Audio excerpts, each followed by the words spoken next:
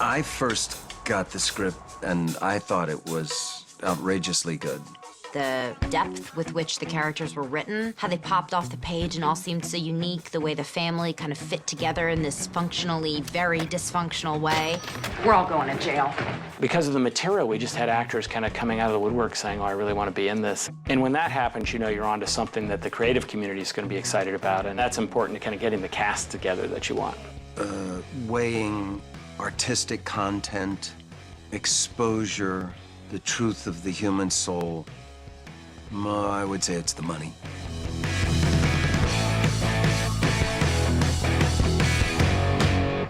The casting process was interesting. We had casting going in Los Angeles, Chicago, and New York. And we found actors from each location. When we cast our British one, it was 65% newcomers, whereas here, the whole pool of talent is so much bigger. I was astounded by the scale of choice on each character. The process was torturous initially for me because I felt that I was going to just limit my perception of who was good as to who was doing the best impression of the other incarnation of the character. That proved to not be the case. As soon as Howie walked in, it was obvious he was Kev. As soon as Shinoda walked in, of course that's Veronica.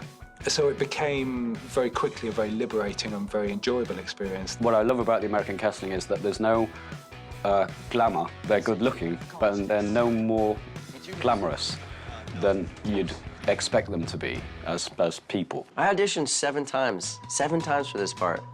But this is the only thing that I've ever seen, that I've ever read, that brought me to life, that I was like, I gotta get this role. I, got this kind of gift from God out of nowhere. I'm so grateful to come in and audition and, be part of this.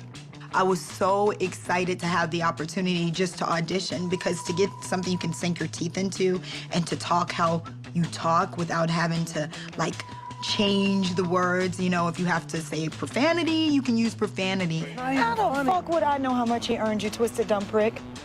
I'm not a dumb prick. I'm just gonna try to have fun, enjoy my job, but also keep in mind the truth. And if you're gonna try to tell the truth, there's nothing more honest than being naked. It's definitely heavy stuff, some really crazy dialogue in some of the scenes.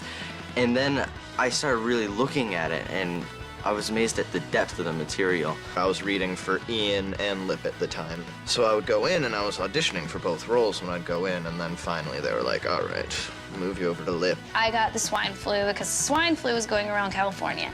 And I was at first not gonna go to the audition and just going in there with the scenes under the table and just completely letting them go. We totally forgot about it because it was like about a month, and it usually takes them a couple days to respond. Then they called us up about a month later, and they said they want us to come down to LA for an audition. I've never booked anything, and then I auditioned for Shameless, and I booked it. So that's how I became part of the cast. I slept with John Levy and John Wells. You gotta do what you gotta do in Hollywood, man. You guys want honesty, right?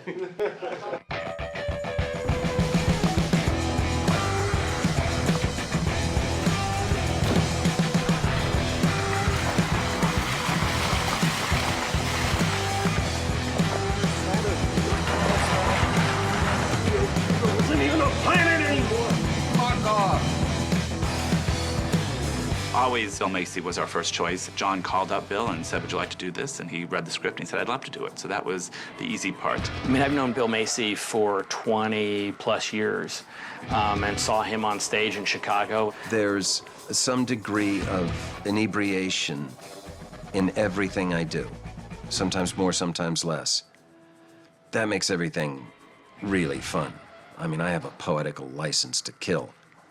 He's just a tremendous actor and a comedian, and is one of those actors who's able to do something that's comedic and yet keep it completely grounded in a real character. We're all descendants of barbarians, and the sooner we face it, the sooner we'll have a civilization worth celebrating. So, hell no, I won't go, because no one scares Frank Gallagher.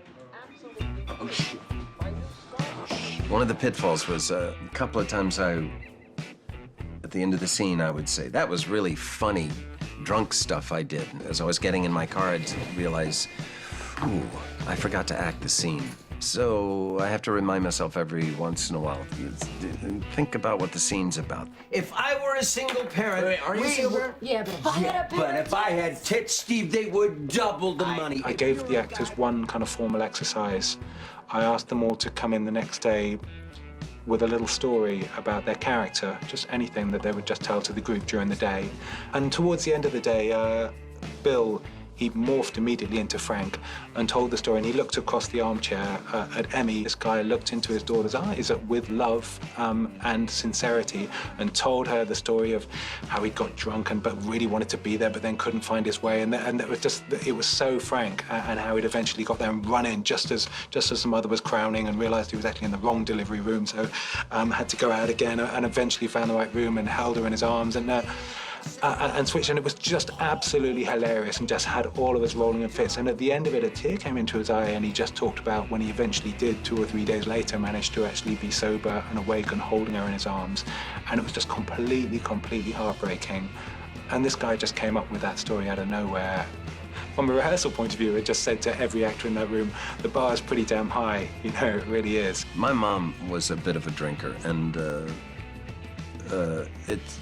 I never thought I'd get to imitate some of the stuff she did, but she's held me in good stead. Thanks, Mom. That's what you need. You need people laughing. You need people drinking. Anything, so long as it's not 6 kids that you didn't want in the first place. So screw them all and just get used to it. Only once in this season did I say, are we crossing a line here? Oh, God! Is this offense that Frank does, is it one that cannot be forgiven? I think that's going to be an important question. How far can they push Frank's rascaliness without crossing the line? On the other hand, it's deliciously funny to ride that line, to keep pushing it right to the edge. Oh, fuck, Frank. Another TV? Fiona has such a weight as the kind of moral compass and the anchor of the family, and to give gravitas to the show so that it doesn't just become crazy, you know, slapstick energy, and trying to find the actor who could do that effortlessly and also with the same sense of youthful zest was just not hell, but it was getting to the point where I was getting genuinely worried. We were lucky that Emmy Rossum was living in New York City at the time and put herself on tape with our casting directors there.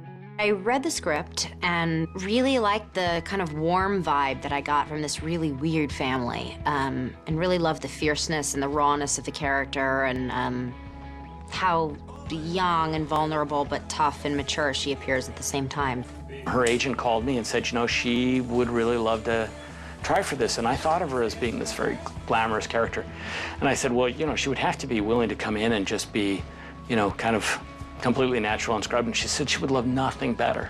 And so I really had to go in and kind of prove myself that I could find Fiona within myself, and there was just something organic that happened when I kind of married myself to the material and found it, and I prayed that they would see it, and I guess they did. Clean clothes, top of the dryer. Don't ever hit one of my kids again. Your kids are my... Never again. You can see that she's rebelling and she wants a real young life where she gets to go out and have fun and have sex and be nutty and moon people in the street and be crazy. But also when she comes home, she's really the adult and the parent, even to her own parents.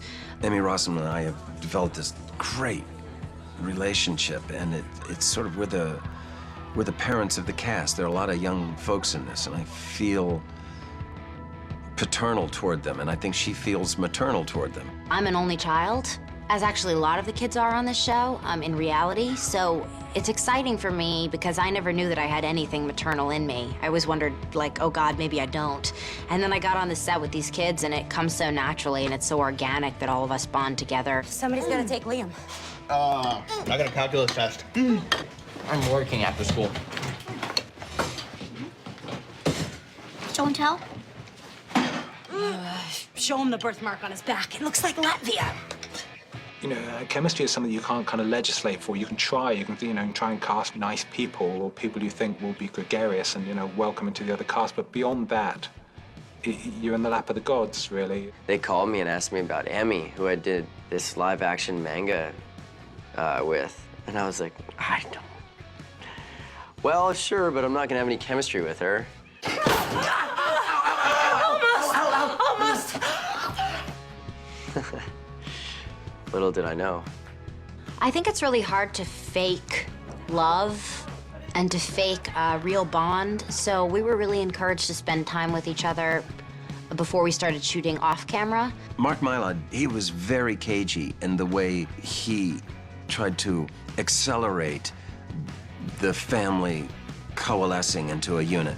My idea of the rehearsal was exactly the same as in the UK series, which was that the cast would come in and spend a little bit of time in their respective bedrooms and decorate them as they saw fit, and then they would basically hang together, and we'd sit in the front room of the Gallaghers and tell stories, and we'd play Guitar Hero, particularly rousing rendition of Living on a Prayer. When we came to shoot the pilot, there was no craft services out there. If you wanted something, you went to the kitchen. There was a big sign in there, clean up after yourself. They said, make yourself at home. If you want a sandwich, go make it in the kitchen. And at lunchtime when they called break, in our first rehearsal week before we even started shooting, they'd say, like, okay, Emmy, here's the knife. Like, Ethan and Emma, this one's allergic to peanuts, and this one doesn't like cheese on her sandwich, and okay, go. And their moms were somewhere else, and I, who have never had any siblings and don't have any kids, was like, oh my God, like, who's allergic to peanuts? We have to, obviously act like siblings and everything and not feel uncomfortable to act a certain way because it might look wrong, it might turn out amazing, it might turn out bad, but you can't feel uncomfortable doing it. And naturally, each one of us are very rowdy. We're a really rowdy bunch. But when you put us together, we get really crazy. And that's exactly what he wanted. So he had us, before we ever started filming, we went, to an arcade. We played miniature golf. No assignment, just go play golf. Go have fun. What is this? What am I supposed to do? Am I supposed to be Frank? I don't get the assignment. So we're playing miniature golf, and Emma, who plays Debbie, was in front of me. I'm waiting my turn, and she hit it too hard and it bounced off the thing out of the... So she gets the ball, puts it back, he tries again, she blows it again, third time. I finally went, okay, you're done, and I pushed her aside and played through, and I thought, that's Frank. Want to snort the next batch? Yeah. We played, and I got the money, and I got to pay for everyone's mini golf. So it really did feel like I was the mother to these 5 other kids, including this 2-year-old, of which, in reality, there are 2 of them.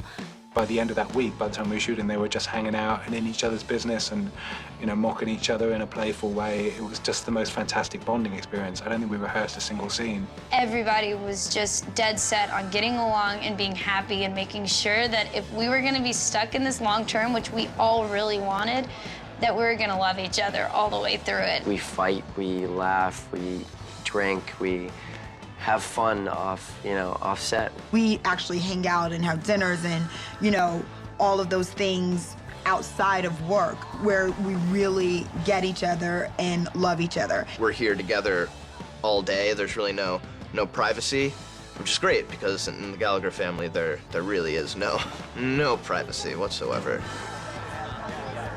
I think because there is such affection and a lovely kind of fraternity with the actors, there is a support network of trust around the actors, which grew very quickly and grows stronger with each episode.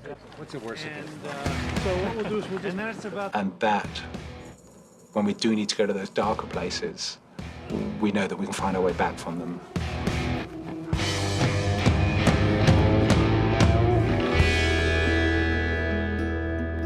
One of the things that's so great about this show is that when I think of each of the kids and their through lines and the family dynamic, the sky's the limit as to where this thing would go. I don't think we're going to be looking for stories. I think we could run this thing for 12 years.